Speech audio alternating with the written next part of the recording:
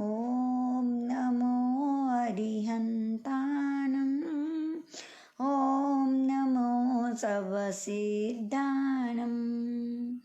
ॐ नमो आयुर्याणम् ॐ नमो जायाणम् नमो लोये सवसाहूनम् ऐसो पंचनमोकारो सर्वपावपनाशनो मंगलानं च सर्वेसिं परमं हवै मंगलम् परमं हवै मंगलम् धम्मो मंगलमुकीठम् अहिंसा संयमो तवो देवावि तं नमं सन्ति जस धम्मे सयामनो जस धम्मे सयामनो। सर्वप्रथम अनंत अनंत उपकारी आस्था के केंद्र प्रभु महावीर को कोटिश वंदन। उन्हीं की आज्ञा में विचरण करने वाले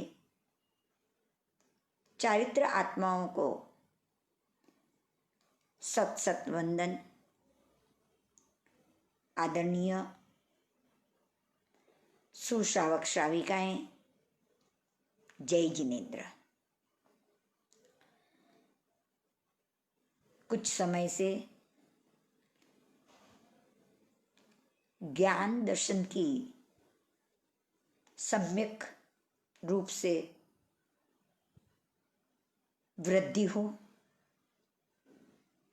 श्रद्धा जिन दर्शन के प्रति अटूट बने, सम्यक बोध हो जो हमारी आत्मा का उत्थान और अपने लक्ष्य तक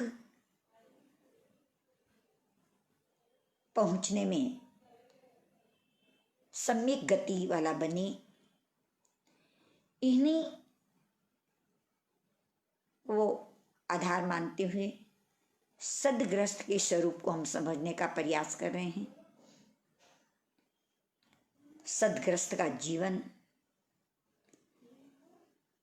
बहुमान सम्मान युक्त, यत्ना ही जीवन का प्राण है। मंद कसाई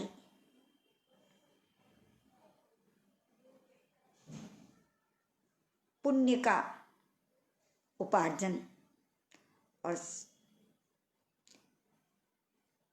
उत्तरदायित्व को निभाते हुए आत्म साधना प्रतिदिन 14 नियम को धारण कर आत्मा के पाप को समुद्र जितने को घटाकर एक गिलास पानी तक लेकर के आ जा सकता है। 3 मनोरथ का उत्तम चिंतन, 4 विश्राम में तप की महिमा, समता को प्राप्त करने के लिए सामायिक की आराधना, पौषध पंडित मृत्यु को कैसे प्राप्त करें, मृत्यु को किस प्रकार से महोत्सव मनाएं, उसके साथ जीवन में कर्म के स्वरूप को समझकर हम कर्मों से कैसे ऊपर उठें, कर्मों का स्वरूप क्या है, हमें कर्मों से क्या क्या प्राप्त होता है और हमारा वास्तविकता क्या है। हम वास्तव में अजर अमर हैं। हमारा स्वयं का घर मोक्ष है, शुद्ध स्वरूप कर्मों से मुक्ति है। फिर भी हमारा ये आत्मा कर्मों के बंधन से इस संसार के अंदर 4 गति में परिभ्रमण कर रही है। उस 4 गति के परिभ्रमण के अंदर हमारे कर्मों के माध्यम से हमें कैसे कैसी अवस्थाएं प्राप्त होती है। ज्ञानावनी कर्म के उदय से कैसी अज्ञानता, किस प्रकार से असाता आदि देने से शरीर के अंदर कैसी विकलांग अवस्थाएं, कसाई वृत्ति के कारण से कैसा हमारा जीवन जो मोहनीय कर्म हमारी आत्मा को विकृत बना देता है। आयुष्य कर्म के कारण से एक ही स्थान के अंदर चाहते हुए भी नहीं रह पाते और न चाहते हुए भी वहां से नहीं निकल पाते। ऐसी अवस्था का ये आयुष्य कर्म और उसके साथ में नाम कर्म, जिस कर्म के उदय से हम है तो अनामी, हमारा आत्मा का कोई नाम नहीं है, आत्मा आत्मा ही होती है, फिर भी उस नाम कर्म के कारण से हमारे नाम काले हैं, गोरे हैं, लंबे हैं, धनवान है, गरीब है, पुण्यवान है, जो भी कुछ प्राप्त होता है वो नाम कर्म के योग से। ऐसे नाम कर्म के कारण से जो हमें अवस्थाएं प्राप्त होती है उसका ही हम चिंतन कर रहे हैं और नाम कर्म के चित्रकार का दृष्टांत से इसको समझाया गया है। जैसे चित्रकार एक ही दीवार होने पर एक ही पेंसिल होने पर अनेक प्रकार के वो चित्र बना देता है, ठीक वैसे ही नाम कर्म के उदय से हमारी आत्मा भी अलग अलग रूप के चित्र को प्राप्त करती है। कभी नरक के अंदर बेडौल अवस्था को प्राप्त करती है, कभी देवता के अंदर सुंदर अवस्था को प्राप्त करती है, कभी तिर्यंच गति के अंदर टेढ़ी मेढ़ी अवस्था को प्राप्त करती है, तो कभी मनुष्य के अंदर सीधी अवस्था को प्राप्त करती है। इस प्रकार से न जाने किस किस प्रकार की जो अवस्थाएं हमको प्राप्त होती है, किस प्रकार के वर्ण गंध रस स्पर्श प्राप्त होते हैं, किस प्रकार से हमें पराघात आदि नाम कर्म अगुरु लघुपना आदि कैसे नाम कर्म की प्राप्ति होती है, वो सारा का सारा स्वरूप नाम कर्म का ही श्रेय है, जिस कर्म के उदय से हम ये चीज प्राप्त कर रहे हैं। तो नाम कर्म की सबसे अधिक प्रकृतियां हैं 93 प्रकृतियां। उसमें पिंड प्रकृति 14 है, प्रत्येक प्रकृति 8 है और त्रस दशक और स्थावर दशक, इस प्रकार से कुल 93 प्रकृतियां होती है जो हमारे सत्ता में उदय में बनी रहती है। ये 93 प्रकृतियां 14 पिंड प्रकृतियों के अंदर 65 भेद किए थे। जो पिंड प्रकृति एक से अधिक होती है उसको पिंड प्रकृतियां कहती हैं। ऐसे पिंड प्रकृति के गति, जाति, शरीर, अंगोपांग, बंधन, संघातन, सहनन, संस्थान, वर्ण, गंध, रस, स्पर्श, अनुपूर्वी, विहायुगति आदि 14 प्रकार। प्रत्येक प्रकृतियों के अंदर उपघात, पराघात, उच्छ्वास, आतप, उद्योत, अगुरु लघु, निर्माण, तीर्थंकर, निर्माण आदि की प्रकृतियों को हमने समझने का प्रयास किया। और त्रस दशक के अंदर त्रस नाम कर्म से जीव गमनागमन कर सकता है। उसके शरीर पर सुख दुख, द्वेष, राग आदि की अनुभूति होती है। बादर नाम कर्म से स्थूल शरीर को धारण करने वाला, पर्याप्त नाम कर्म से स्वयोग्य पर्याप्तियों को पूर्ण कर लेना पर्याप्त नाम कर्म। प्रत्येक एक शरीर का एक ही स्वामी होता है, उसको प्रत्येक कहते हैं। और स्थिर नाम कर्म जिससे हमारे दांत, हड्डियां आदि स्थिर रहती हैं और हमारे अंदर जो सप्त धातुएं हैं, रस, रक्त, मांस, मेदा आदि, वे स्थिर रहते हैं। और उप सप्त धातुएं हैं जो वात, पीत, कफ आदि जो हैं वे स्थिर रहते हैं। स्थिर का अर्थ जितना है उतने ही रहते हैं, तब काया निरोगी रहती है। बढ़ जाने पर और घट जाने पर बीमार हो जाती है, असाता वाली बन जाती है। तो ये सारा शुभ नाम स्थिर नाम कर्म से इस प्रकार से कल हमने 5 प्रकृतियों के स्वरूप को समझा था। आज जो प्रकृति है वो है, सबसे पहली प्रकृति है जिसका नाम है शुभ नाम कर्म। शुभ नाम कर्म के उदय से जीव को, जिस नाम कर्म के उदय से जीव नाभि के ऊपर का भाग, नाभि के ऊपर के अवयव शुभ प्राप्त हो, उसको शुभ नाम कर्म कहते हैं। शुभ नाम कर्म के उदय से हमारा मस्तक, सिर आदि जो होते हैं वे अवयव इतने सुंदर भी होते हैं और उनका स्पर्श करो तो दूसरों की हमारे साथ प्रीति बनती है। यानी कोई आकर के हमारे चरणों में नतमस्तक हो और उसके सिर पर अगर हाथ फिराया जाए तो उसे सुहावना लगता है, आनंदित लगता है।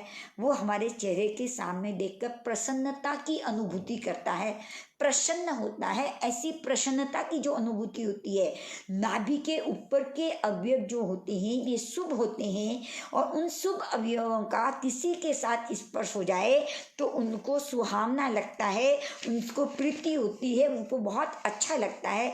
ऐसा जो नाम कर्म है वो शुभ नाम कर्म। हमारा शुभ नाम कर्म का उदय होने पर हम किसी को स्पर्श करें तो उसे सुहावना लगेगा, अच्छा लगेगा, आनंद की अनुभूति होगी, उसको शुभ नाम कर्म कहते हैं। दूसरा है छठा नाम शुभ नाम कर्म। सातवां जो है वो उसका नाम है शुभग नाम कर्म।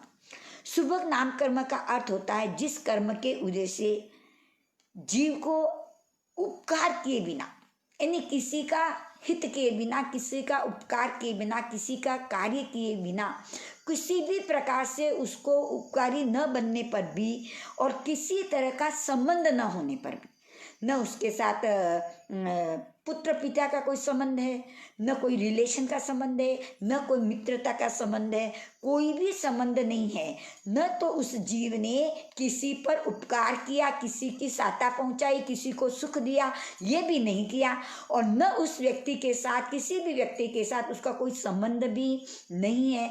ऐसा न होने पर भी वह सबका प्रीति पात्र बन जाता है, सबको अच्छा लगता है, प्रीति पात्र सुहावना लगता है। कोई बात करना चाहता है तो समझना हमारे शुभ नाम कर्म का उदय चल रहा है। और कई बार देखते हैं, हम सफ़र करते हैं, ट्रेन में है, फ्लाइट में जब सफ़र करते हैं तो कोई व्यक्ति हमारे पास आकर के बैठता है और हमारे पास आकर के बैठने से हमको वो, हमारा उसके साथ कोई संबंध नहीं होता है, फिर भी वो हम उसको बहुत अच्छे लगते हैं, हमारे साथ उसका अच्छा व्यवहार होता है, हम प्रिय बन जाते हैं।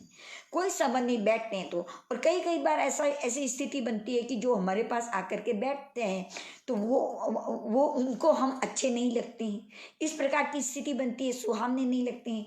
तो जिस कारण से, यानी शुभग नाम कर्म के उदय से हम कुछ भी उपकार न करने पर भी, किसी के साथ कोई संबंध न होने पर भी हम सबके प्रीति पात्र बनते हैं, यानी अच्छे लगते हैं, सुहावने लगते हैं। हम कहाँ पे भी जाते हैं तो हमारी प्रीति होती है, हमको चाहते हैं, हमको बुलाते हैं, हमारे पास में बिठाते हैं। ऐसा है तो वो है शुभग नाम कर्म। ऐसे हमारे जीवन में कई बार होता है, हम चिंतन करते रहते हैं कि हाँ, कहाँ पे भी जाते हैं, कुछ भी नहीं किया, फिर भी मान सम्मान मिलता है, प्रीति होती है, तो समझना हमारे शुभग नाम कर्म का उदय चल रहा है। और उसके आगे 8वां नंबर पे है सुस्वर नाम कर्म।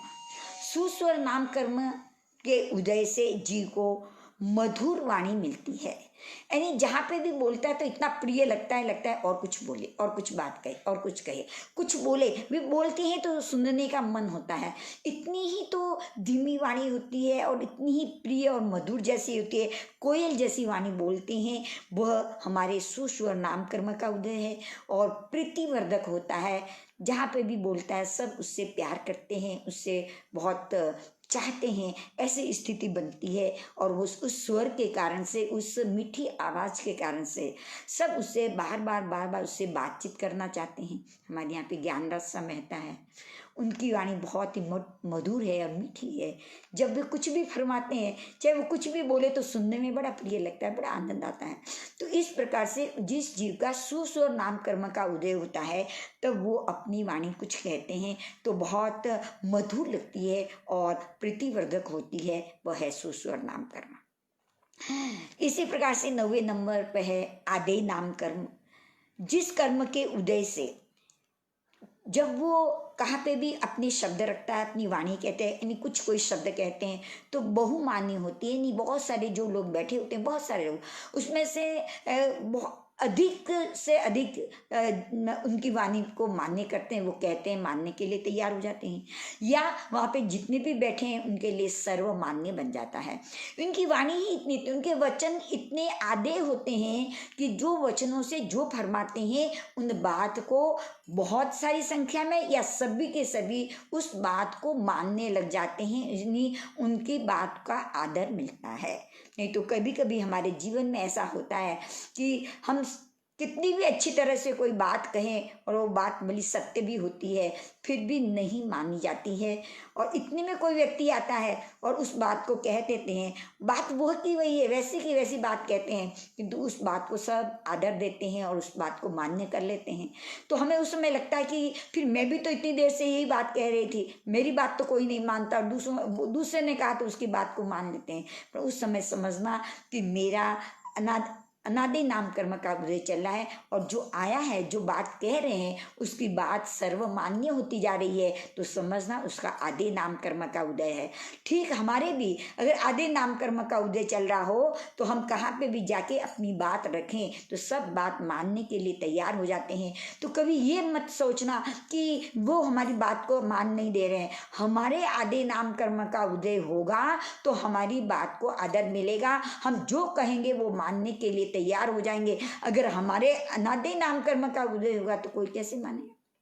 इसलिए हमारा नाम कर्म ही, और ये सारे नाम कर्म जो बात बताई थी, मन वचन काया की सरलता से ही और संवाद, सम्यक संवाद करने से। कितनी बार सोचना हम लोग कैसे कैसे संवाद करते हैं जिसका कोई सार नहीं होता, जिसके इतनी 1 घंटे तक बातें करते रहते हैं, उससे हमें कोई लाभ नहीं होता। ऐसी भी संवाद, और कभी कभी उस तर्कों में फंस जाते हैं और झगड़े और क्लेश पैदा हो जाता है। ऐसे से नहीं, सम्यक संवाद करने से, सम्यक भगवान की वाणी की चर्चा करने से, प्रभु के स्मरण करने से, प्रभु के स्तवन आदि का प्रार्थना आदि आने से, इससे शुभ होने से ही ये शुभ नाम कर्म का बंद होता है।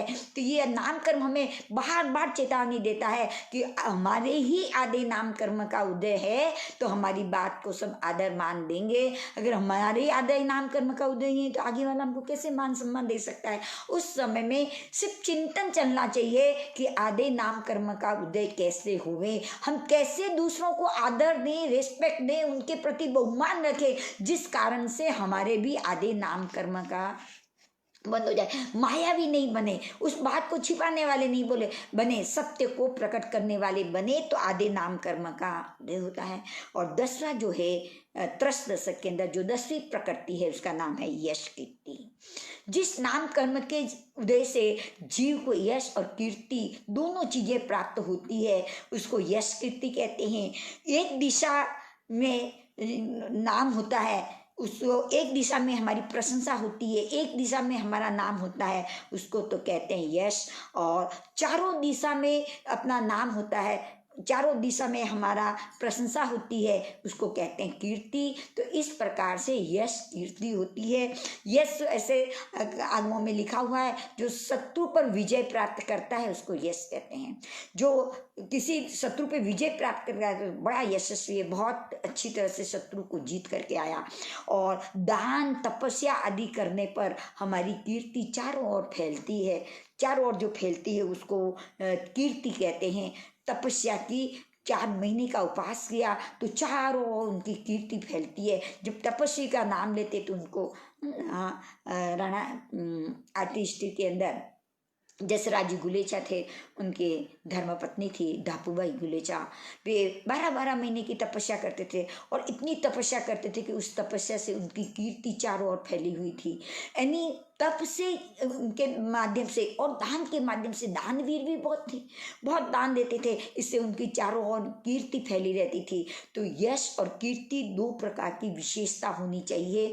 यश एक दिशा की ओर फैलता है और कीर्ति चारों दिशाओं की ओर फैलती है, उसको कीर्ति कहते हैं। ऐसे यश कीर्ति, बहुत थोड़े काम करने पर भी उसकी कीर्ति चारों ओर फैल सकती है। और कभी कभी ऐसा भी होता है, सब कुछ करने पर भी यश नहीं मिलता। हमारी बहनें तो कई बार कहती है, कितना करते हैं, सब कुछ दे दें, सब कुछ कर दें, पूरे 24 घंटे काम करते रहे तो भी हमको यश नहीं मिलता है। यश मिलेगा कैसे? हमने यश कीर्ति नाम कर्म का बंद ही नहीं किया, शुभ नाम कर्म का बंद ही नहीं किया। यश कीर्ति नाम कर्म का बंद करते तो हमारी भी यश और कीर्ति फैलती, नहीं तो कैसे फैलती। जैसे महाराणा प्रताप की, महाराणा प्रताप के जब अवस्था ऐसी आई थी कि अंग्रेजों ने जब युद्ध किया था और हार चुके थे, मेवाड़ छोड़ करके महाराणा प्रताप जिस समय जा रहे थे, उस समय में भामाशाह को जब ये मालूम हुआ कि महाराणा प्रताप मेवाड़ छोड़ करके जा रहे हैं, तब भामाशाह वहाँ पर गए और बातचीत की। तो क्या करूँ, सैनिक भी नहीं है और सैनिकों के लिए है तो खाने के लिए कुछ नहीं है, क्या उनको खिलाऊं, क्या युद्ध करूं, इसलिए मेवाड़ छोड़ करके जाना ही अच्छा है। उस समय भामाशाह ने 20,000 सैनिकों को 20,000 सैनिकों को 12 वर्ष तक भोजन प्राप्त होवे, इतना धन भामाशाह ने महाराणा प्रताप को दिया था। आप सोचिए, अपने देश के लिए, अपने मेवाड़ के लिए, मेवाड़ को जीत और विजयी बनाने के लिए, और आज में मेवाड़ विजयी बना, उसको बनाने के लिए उन्होंने 20,000 सैनिकों का, और एक दिन नहीं, 2 दिन नहीं, हम तो एक वक्त छोड़ो, एक छोटी सी भूख शांत करने के लिए देते हैं तो भी अपने आप को बहुत बड़ा मानते हैं। कैसे वो यश फैल सकता है, कैसे वो कीर्ति हो सकती है? उन्होंने 20,000 सैनिकों को 12 वर्ष तक भोजन चल सके, इतना भोजन की व्यवस्था भामाशाह ने की थी। इसीलिए तो भामाशाह का नाम, यश कीर्ति आज भी गुणगान। और एक हुए थे हमारे यहाँ पे जगरू शाह करके, उनका भी बड़ा महत्व था, बहुत दानवीर, और उनकी यश कीर्ति चारों ओर फैली। एक बार ऐसा हुआ कि इराक के अंदर एक एग्जीबिशन लगा और वहाँ पे बहुत सारे हीरे मानक मोती, वहाँ पर वही व्यापार था, वही सारे बेचने माल था और बिक्री होती थी। तो जगरू शाह किसी कारण से नहीं जा पाए और उनके जो परिवार के व्यक्ति थे उनको भेजा कि जाओ वहाँ से कुछ खरीद कर करके लेकर के आओ। और वे वहाँ पर गए और वहाँ पर एक नीलम बेच रहे थे, बहुत ही सुंदर नीलम था। उस नीलम को लेने के लिए वो परिवार वाले जो मेंबर पर गए थे, उस नीलम को लेने के लिए उस नीलम की कीमत की, और नीलम की कीमत करते करते उस समय का, उस जमाना था 20,000, 22,000, 25,000 का बात चल रही थी। तो वहाँ पर एक उसी इराक का एक निरुद्दीन करके एक मंत्री के पद पे था, वो भी वहाँ पर आया और उसे भी वो नीलम बड़ा पसंद आया। और बातचीत होते होते भाव आगे बढ़ते गए, 20,000, 22,000, फिर उन्होंने 25,000 बोला, क्योंकि बोली लगे वैसी स्थिति बन गई। और करते करते करते करते 1 लाख तक पहुँच गए और 1 लाख में खरीदने के लिए तैयार हो गए। तब उस निरुद्दीन शाह ने उसको 1,10,000 कहा, फिर इन्होंने 1.25 लाख रुपए कह दिया। हालांकि वो नीलम 1.25 लाख का नहीं था, नीलम तो 20,000 का ही था, किंतु 1.25 लाख की बोली लेकर के वो जगरू शाह के जो परिवार वाले थे उस नीलम को लेकर के आ जाते हैं।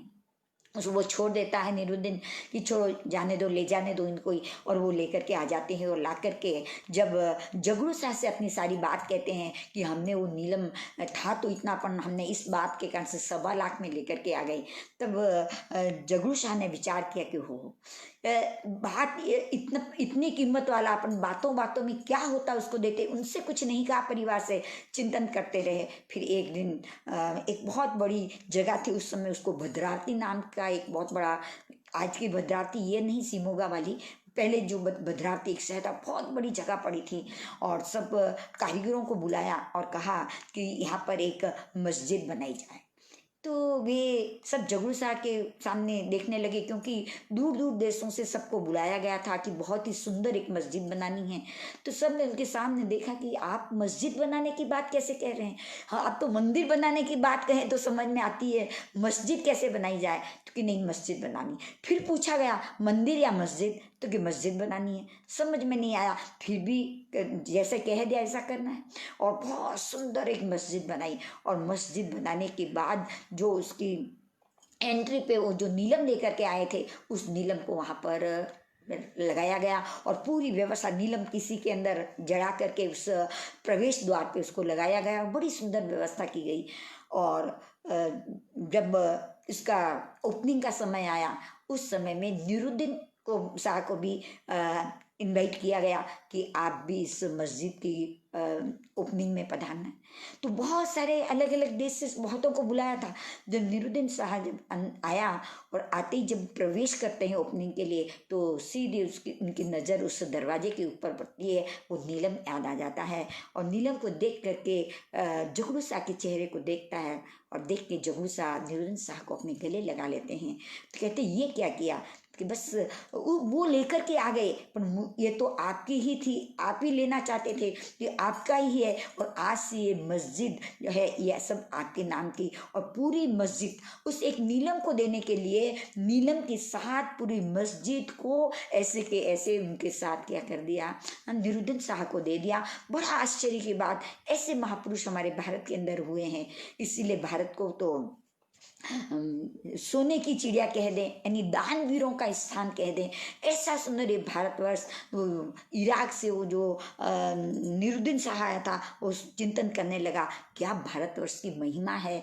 ऐसे महापुरुष हुए हैं, उस नीलम के साथ इतना बड़ा दान दे दिया, और बड़ी प्रसन्नता और साता की अनुभूति करते हैं। तो ऐसे उनका नाम आज दिन तक उनकी गौरव गाथा कहते हैं। हम तो गाते ही हैं निरुद्दीन शाह के वहाँ पे इराक के अंदर भी आज भी जगरू शाह का नाम जब लेते हैं, तो उनके भावों को, उनके जो दान देने की जो व्यवस्था उन्होंने जो की, उससे आनंदित और प्रसन्नचित्त हो जाते हैं। ऐसा यश कीर्ति नाम कर्म जो है, जो चारों ओर फैला रहता है। थोड़ा कार्य करने पर भी, ये तो बहुत बड़ा कार्य था, पर थोड़ा कार्य करने पर भी यश कीर्ति चारों ओर फैले। एक दिशा में फैलती उसको यश कहते हैं, और चारों दिशा में लंबे समय तक चले उसको कीर्ति कहते हैं। तो यश कीर्ति नाम कर्म भी है।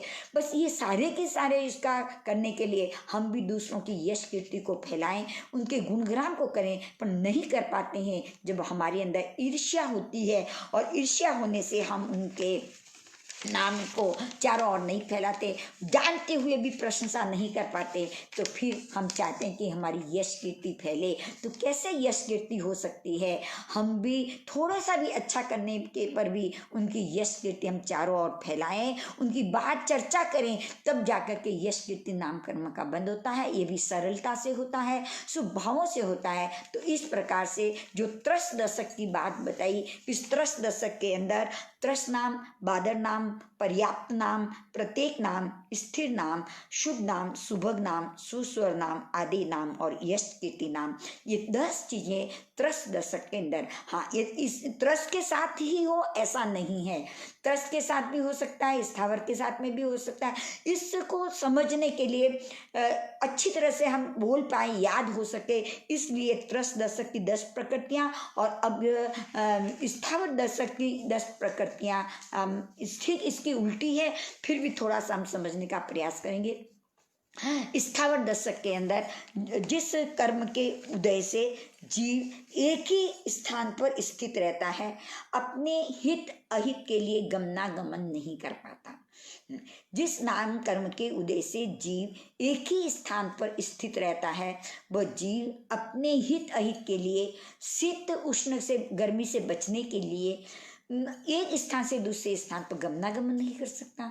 और साथ में बता दिया, सुख हो या दुख हो, या किसी के साथ उसका द्वेष हो, या कुछ भी स्थिति हो, वो अपने शरीर पर उसको प्रकटीकरण नहीं कर सकता। इसलिए जो प्रकटीकरण भी नहीं कर सकता, यानी उनके देखने पर इसमें दुख हो रहा है ऐसी हमको अनुभूति भी नहीं होती, और अपने एक ही स्थान पर स्थित रहते हैं, एक स्थान से दूसरे स्थान पर गमनागमन नहीं कर सकते, वे स्थावर कहलाते हैं। ऐसे 5 है स्थावर जो एक इंद्रिय जाति के अंदर होते हैं। पृथ्वी काय, अप काय, तेहु काय, वायु काय, वनस्पति काय, ये 5 जो होते हैं ये 5 स्थावर कहलाते हैं। एक इंद्रिय है मात्र, इनके एक स्पर्श इंद्रिय होती है, ये गमनागमन नहीं करते। ऐसे कई कहते हैं कि तेहु काय, आग तो देखो ऊपर की ओर चलती रहती है, ऐसे चौड़ाई में भी फैलती रहती है, ऊपर की ओर भी बढ़ती है, तो ये भी तो गमनागमन ही हुआ। वायु काय को देखो तो ये भी गमनागमन ही होते हैं। पर तेहु और वायु काय जो है ये स्थावर नाम कर्म का ही उदय है, किंतु इनकी जो स्वाभाविकता है, इनका जो स्वभाव है, जैसे अग्नि का स्वभाव है फैलना, ऊपर की ओर बढ़ना, हवा का जो वायु का जो स्वभाव है वो बहते ही रहना, चलते ही रहना, ये इनका स्वभाव है। और स्वभाव होने से ये जो चल रही है, ये अगर न चले तो हवा कैसे कहलाई?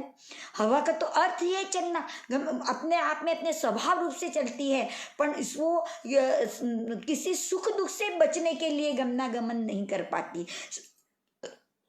सर्दी गर्मी से बचने के लिए अपना स्थानांतर नहीं कर पाते अपने एक, वो तो उनका स्वाभाविक अवस्था है।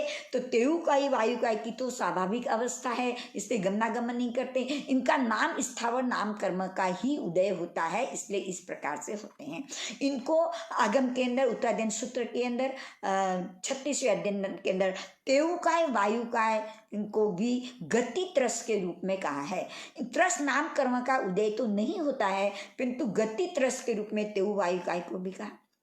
और कई बहनें ऐसे कहती है कि जो अब का है पानी भी तो चलता ही हुआ दिखाई देता है, पर पानी एक स्थान पे पड़ा है। जैसे एक बाल्टी के अंदर अगर हमने पानी लेकर के रखा है तो पानी गति नहीं करता, उस पानी को जब ढलान अवस्था मिलती है, यह वायु से प्रेरित होता है तब वो चलता है। ये भी उसकी स्वाभाविक अवस्था है, वो उस सर्दी गर्मी से बचने के लिए इस प्रकार की कोई प्रकार की क्रिया नहीं करता। इससे इनका स्थावर नाम कर्म का उदय होने से देखिए, हम चिंतन करें कैसी स्थिति बनती है कि जीव है और एक ही जगह स्थित है।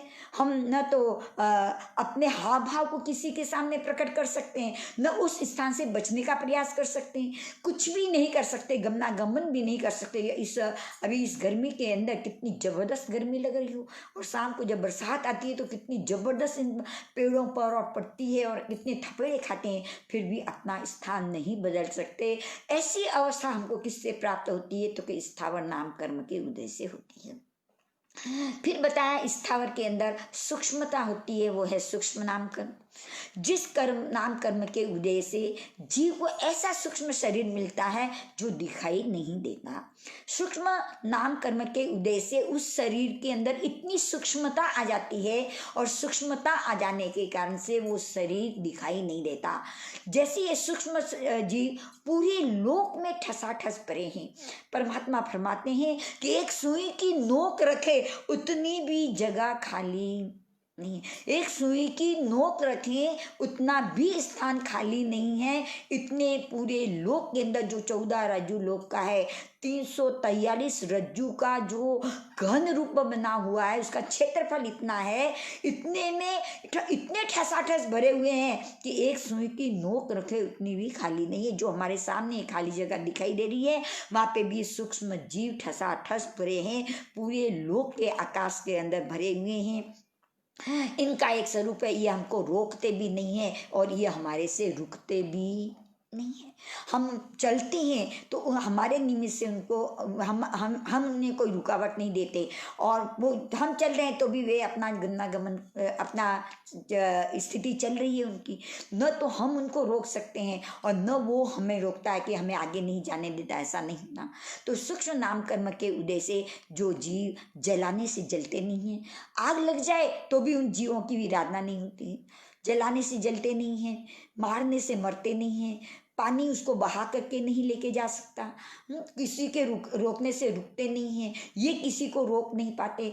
ऐसे सूक्ष्म नाम कर्म के ये जो जीव हैं, जो न तो हमको इस चर्म चक्षुओं से, यानी हमारी चक्षु इंद्र से न तो हमको दिखाई देते हैं, न इनके अंदर हमारे द्वारा कोई भी आघात पहुंचता है, कुछ नहीं होता। वे अपने जीवन के अंदर जीते हैं, हाँ वे जीते रहते हैं। एक 48 मिनट के अंदर ज़्यादा से ज़्यादा 65,536 बार जन्म मरण कर लेते हैं। वे अपने जन्म मरण के अनुसार स्वाभाविक रूप से करते रहते हैं, किंतु हम अगर हाथ से ऐसे करें तो उनको किसी प्रकार की वेदना नहीं होती, असहता नहीं होती। ऐसी सूक्ष्म अवस्था, यानी ऐसी अज्ञान अवस्था कि कुछ भी हो तो उनको कुछ पता ही नहीं चलता। दो ज्ञानियों की भी ऐसी अवस्था होती है कि कुछ भी हो जाए तो भी अपने आप में स्थिर रहते हैं। ये अपने आप में स्थिर नहीं है, इनकी ऐसी अज्ञान अवस्था है कि उस अज्ञान अवस्था के कारण से उनके शरीर के अंदर किसी भी प्रकार का हलन चलन या उनका स्पर्श करने से, उनके हाथ लगाने से उनकी अवस्था को कुछ बोध नहीं होता है। अक्षर के अनंत भाग जितना बोध उनके जीवन में रहता है, परंतु ज्ञान अज्ञान अवस्था ऐसी होती है कि उन्हें सूक्ष्म जीवों को कोई प्रकार का बोध नहीं होता। फिर भी हम 84 लाख जीव योनि का जब पाठ पढ़ते हैं तो उसमें कहते हैं सूक्ष्म अपर्याप्त जीवों में से किसी जीवों का हालते चालते उठते बैठते जागते सोते जागते हनन किया हो, कराया हो। तो फिर प्रश्न खड़ा होता है, हम सूक्ष्म जीवों का हनन तो करते ही नहीं है, फिर किस प्रकार से उन जीवों का हनन होता है? तो बस एक ही बात है, हम उसको स्वीकार नहीं करते हैं, ये इनका हनन है। हम हमेशा इनको स्वीकार करते चलें कि वास्तव में ये सूक्ष्म जीव संसार में हैं और पूरे लोक में ठसाठस भरे हैं। ये जिनवाणी फरमाती है, परमात्मा फरमाते हैं, इस बात को हमें स्वीकार करना है। स्वीकार नहीं करने से उनकी आसाधना होती है। इसलिए सूक्ष्म जीव संसार के अंदर सिर्फ एक इंद्रिय में ही होते हैं, यानी सूक्ष्म पृथ्वी का है, सूक्ष्म अप का है, सूक्ष्म तेउ का है, सूक्ष्म वायु का है, सूक्ष्म वनस्पति का है, ये 5, और सूक्ष्म पृथ्वी काय के अपर्याप्ता पर्याप्ता, सूक्ष्म अप काय के अपर्याप्ता पर्याप्ता, सूक्ष्म तेउ काय के अपर्याप्ता पर्याप्ता, सूक्ष्म वायु काय के अपर्याप्ता पर्याप्ता और सूक्ष्म वनस्पति काय के अपर्याप्ता पर्याप्ता। इस प्रकार से सूक्ष्म के 10 भेद बताए हैं। पूरे जीव के 563 भेदों के अंदर सिर्फ 10 भेद ही सूक्ष्म रूप में होते हैं। वे 5 स्थावरों के होते हैं। ये सूक्ष्म नाम कर्म के उदय से होते हैं। हमारे आत्मा ने भी ऐसे सूक्ष्म नाम कर्म के से इन सूक्ष्म अवस्थाओं में कई बार जन्म मरण किया है, और ऐसा है कि इन सूक्ष्म अवस्था में चले जाएं तो अनंत काल तक, यानी अनंत 24 ही हो जाने पर भी उस स्थान से निकलने का अवसर नहीं आता।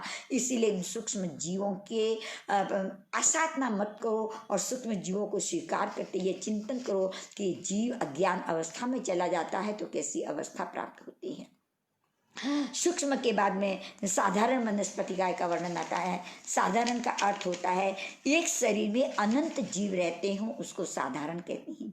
कल हमने जो प्रत्येक की बात कही थी कि एक शरीर में का मालिक एक ही स्वामी होता है, एक शरीर में एक जीव रहता है, वो प्रत्येक वनस्पतिकाय कहलाती है। और यहाँ पे साधारण वनस्पति की बात की, एक शरीर में अनंत जीव रहते हैं, उसको साधारण वनस्पतिकाय कहते हैं।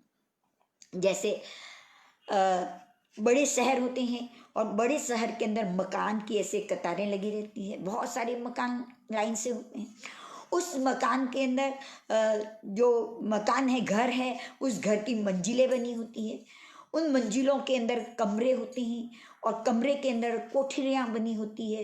तो पूरा जो शहर है उस शहर के अंदर मकान की लाइनें होती है, मकान के घर के अंदर मंजिलें बनी होती है, यानी फ्लोर बने होते हैं, और उसके अंदर कमरे बने होते हैं और कमरे के अंदर कोठरियाँ बनती है। आजकल तो 28-28 मंजिल की 30-30 मंजिल की जो मंजिलें बन रही हैं और उसके अंदर जो कमरे बने होते हैं, जो व्यवस्था होती है। इसी प्रकार से ये साधारण वनस्पति काय का जो स्वरूप समझाते हैं तो परमात्मा इतना अच्छा समझाते हैं कि ये जो जमीकंद है, जो जमीन के नीचे उत्पन्न होता है, अंधकार में उत्पन्न होता है, जो अंधकार में उत्पन्न होता है उसकी वृत्ति तामसिक वृत्ति होती है, यानी जीवन के अंदर अंधेरा ही पैदा करते हैं, ऐसे तामसिक वृत्ति वाले होते हैं। और जमीन के भीतर में जो उत्पन्न होते हैं वे कभी पकते नहीं हैं। जैसे इस पृथ्वी के ऊपर जो प्रत्येक वनस्पति का है वे पकाव होता है, आम पकता है, चीकू पकते हैं, पपीते पकते हैं, हाँ, ये सारी वस्तुएं पकती है और उसका रूप रस बदलता है, किंतु साधारण वनस्पति काय में ये सारी स्थितियां नहीं बदलती। जैसा है वैसा ही, और अपने आप बाहर नहीं निकलते। जैसे किसी बहन के बच्चा साधारण रूप से प्रसव नहीं हो रहा है तो उसके पेट को चीर करके बच्चे को बाहर निकाला जाता है। ठीक वैसे ही आगमकारों ने ये बात बताई है कि जिस पृथ्वी से चीर करके उनको बाहर निकाला जाता है। इसीलिए जैन दर्शन के अंदर, वैष्णव दर्शन के अंदर तो इसको अभक्ष्य के रूप में माना है, यानी भक्षण करने योग्य नहीं है, क्योंकि अंधकार में उत्पन्न होता है, इसलिए तामसिक वृत्ति वाला है। पकाव नहीं आता, इसका इसके अंदर परिवर्तन नहीं होता। आलू प्याज जब भी उत्पन्न होते हैं तभी भी अनंत जीव उसमें रह रहे हैं, और वही बाहर निकालने के बाद जब तक सब्जी सुधार नहीं किया जाता, सुधारा नहीं जाता, अग्नि आदि का सहयोग नहीं होता, तब तक उसके जीव के अंदर भी अनंत काय होते हैं। हाँ, प्रत्येक के अंदर ऐसा नहीं होता, प्रत्येक उगता हुआ तो अनंत काय वाला होता है, फिर जब बड़ा होता है, पकता है, तो वो असंख्यात काय वाला बनता है। जैसे भिंडी जब कवली कवली होती है तो अनंत काय वाली होती है, जब थोड़ी बड़ी होती है तो असंख्यात काय वाली बन जाती है, फिर और ज़्यादा पक्की जाती है तो संख्यात काय वाली बनती है, और फिर प्रत्येक वनस्पति में होती है। ये अंतर होता है। किंतु इस जमीन के नीचे जो उगते हैं उसके अंदर अनंत काय की अवस्था ही बनी रहती है, इसलिए उसको साधारण कहते हैं। एक शरीर के अंदर अनंत जीव रहते हैं, इसलिए उनको साधारण कहते हैं। साधारण नाम कर्म के उदय से ऐसी अवस्था मिलती है। कहते हैं कि एक जमीकंद के एक पीस के अंदर एक सुई डाल दी जाए और उस सुई को बाहर निकाला जाए, तो उस सुई पे जितना जमीकंद का अंश आता है, उस जमीकंद के अंश के अंदर असंख्यात श्रेणियां बनी हुई है। जैसे बताया था कि शहर के अंदर बहुत सारे मकान होते हैं, उसी प्रकार से उस सुई की नोक में जितना जमीकंद आता है उसके अंदर असंख्यात श्रेणियां बनी हुई है, और एक एक श्रेणी के अंदर एक एक श्रेणी, असंख्यात श्रेणियां छोटे छोटे ग्राफ्ट जैसे बने होते हैं, और उस एक एक श्रेणी के अंदर असंख्यात प्रतर होते हैं। जैसे घर की मंजिलें कैसी होती है, 20 फ्लोर 22 फ्लोर ऐसे जो फ्लोरें होते हैं, वैसे के वैसे प्रतर होते हैं, और उस असंख्यात श्रेणियों के अंदर असंख्यात प्रतर बताए हैं।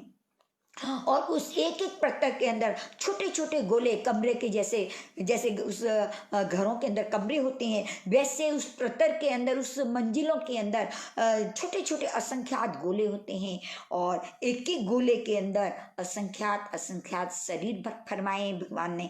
यानी जैसे उस कमरे के अंदर कोठरियाँ होती है, उसी प्रकार से उस गोले के अंदर असंख्यात शरीर होते हैं, और एक एक शरीर के अंदर अनंत अनंत जीव रहते हैं।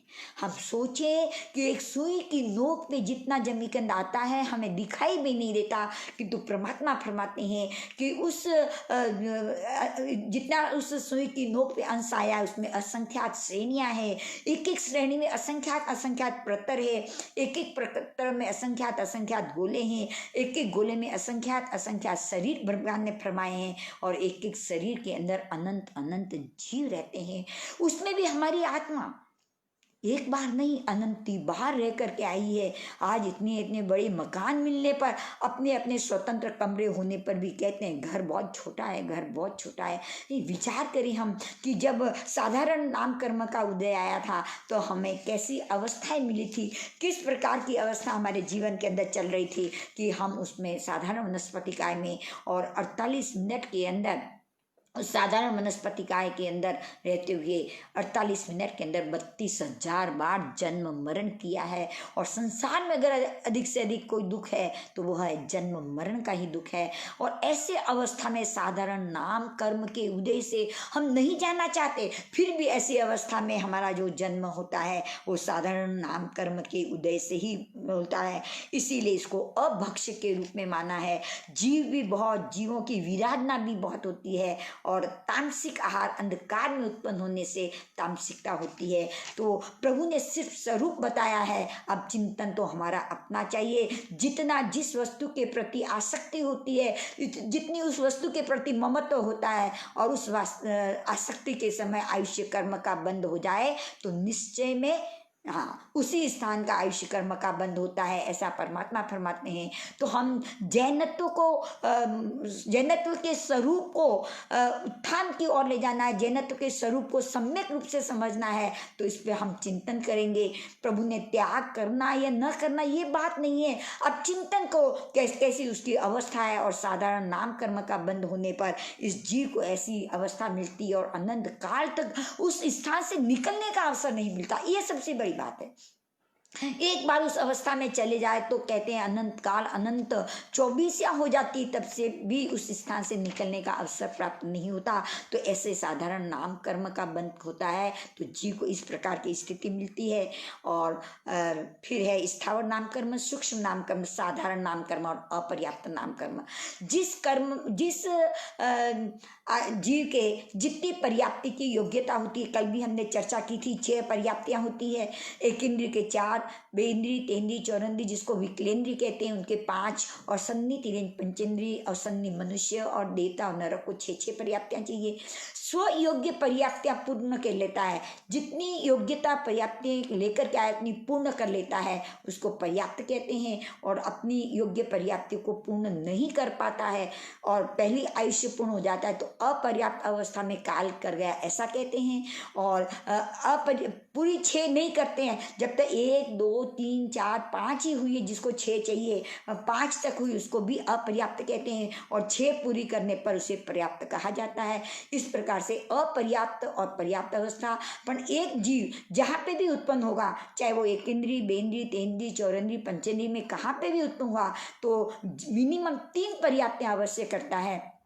आहार पर्याप्ति करता है, उसी आहार पर्याप्ति के रस से शरीर पर्याप्ति के सप्त धातु बनाता है, और उसी शरीर पर्याप्ति के रस सप्त धातु से 5 इंद्रियों का जो निर्माण होता है। इतनी अवस्था जीव को प्राप्त हुए बिना वह जीव अगले भव का आयुष्य कर्म नहीं बांध सकता, और अगले भव की रिजर्वेशन हुए बिना ये शरीर छोड़ा नहीं जा सकता, इस शरीर का त्याग नहीं किया जा सकता, यानी मृत्यु नहीं हो सकती। इससे 3 पर्याप्ति तो हर जीव करता है। उसके बाद जितनी 4 एक इंद्रिय को 4 पर्याप्ति चाहिए, 3 पूरी हुई और चौथा प्राप्त शुरू करते करते अगर आयुष्य पूर्ण हो जाता है तो उसको अपर्याप्त कहते हैं। 3 विकलेंद्री, बेंद्री, तेंद्री, चौरंद्री को 5 चाहिए, 3 पूरी हो गई, चौथी करते करते आयुष्य पूर्ण हो गया, या 5वीं की शुरुआत करते करते आयुष्य पूर्ण हो गया तो उसे अपर्याप्त कहते हैं।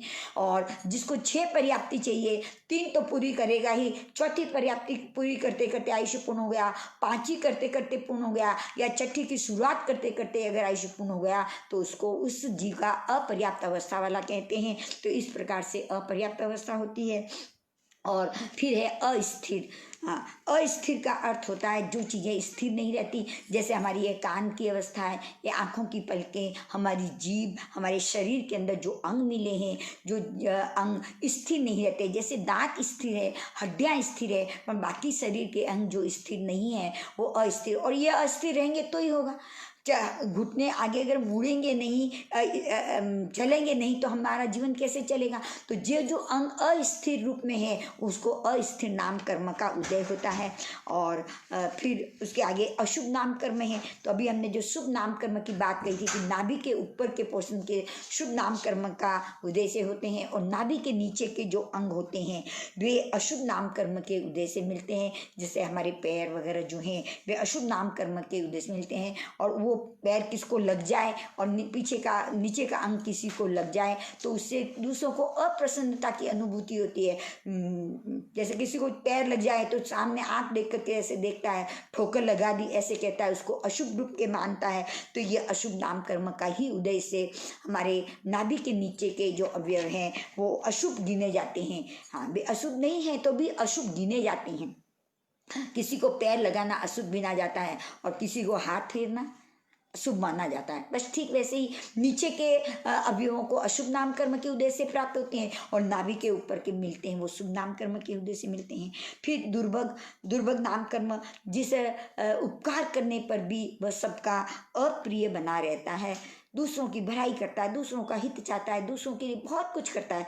कभी कभी बहनें कहती हैं मैंने अपनी परवाह नहीं की और इस परिवार के लिए इतना किया, और परिवार ने मुझे क्या दिया, परिवार क्या देता, क्योंकि मेरे ही दुर्भग नाम कर्म का उदय चल रहा है। तो कितना करने के बाद में भी परिवार मुझे सुभक्त कैसे बना सकता है, मेरे उपकार को कैसे वो मान सकता है। बहुत कुछ करने पर भी, बहुत कुछ साता पहुंचाने पर भी हमेशा वो सबको अप्रिय ही लगता है, उससे कोई बात नहीं करते। कई बार ऐसा होता है हमारे जीवन में भी, कभी कभी ऐसा होता है हम सब कुछ करते हैं फिर भी हमारे से कोई, हम कहाँ पे भी जाते हैं तो अप्रिय लगते हैं। हालांकि हमने उनके लिए बहुत कुछ किया है, फिर भी जाते हैं तो वो दूसरों से तो बात करेगा किंतु हमारे से बात नहीं करता है, वो हमें सामने भी नहीं देखता, ऐसा अप्रिय रूप में होता है। वो उसकी गलती नहीं है, सामने वाले की गलती नहीं है, हमारे दुर्भग नाम कर्म का उद्देश्य इस प्रकार से होता है।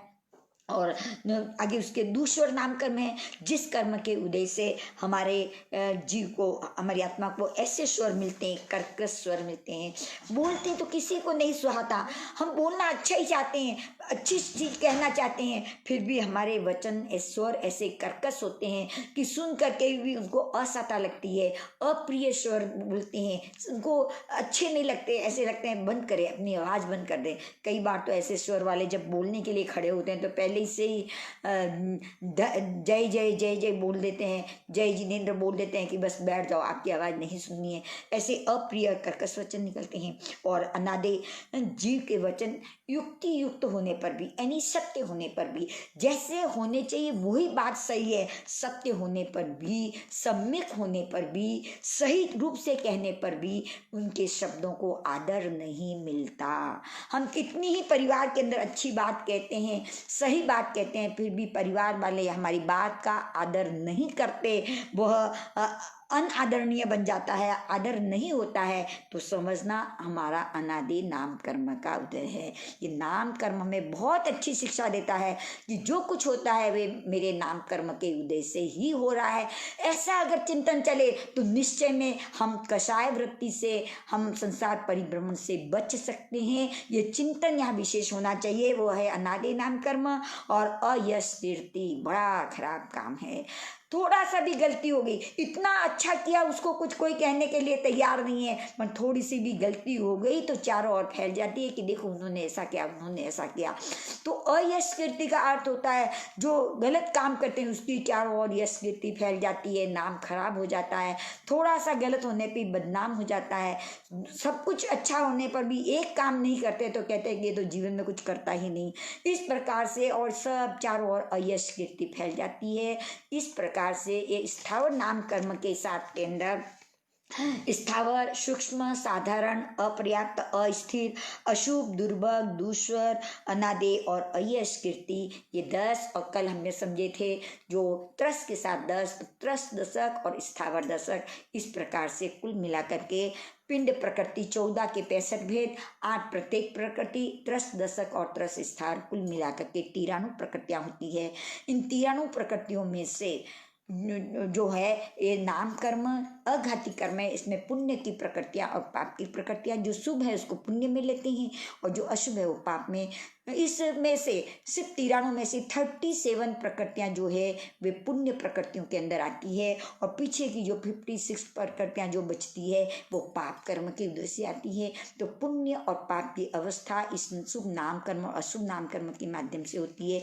तो इस प्रकार से ये नाम कर्म के स्वरूप को हमने थोड़ा सा समझने का प्रयास किया है।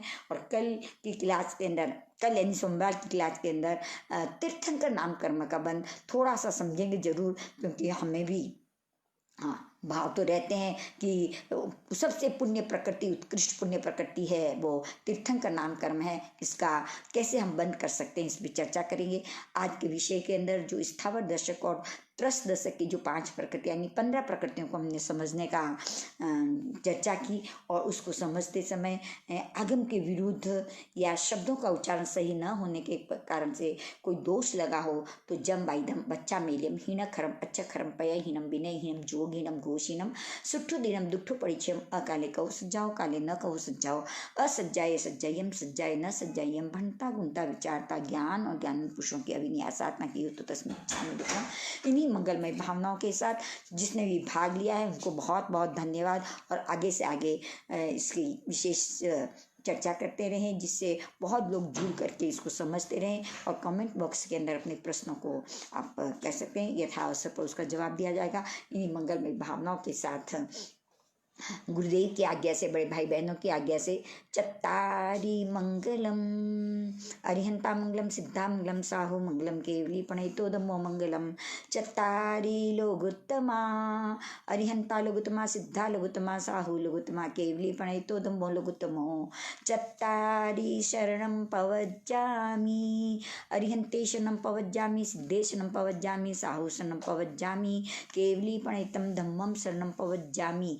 चार सन्ना दुखरना और न सन्ना, कोई जो भव्य प्राणी आदे तो अक्षय अमर पद होए। जय जिनेन्द्र, जय जिनेन्द्र।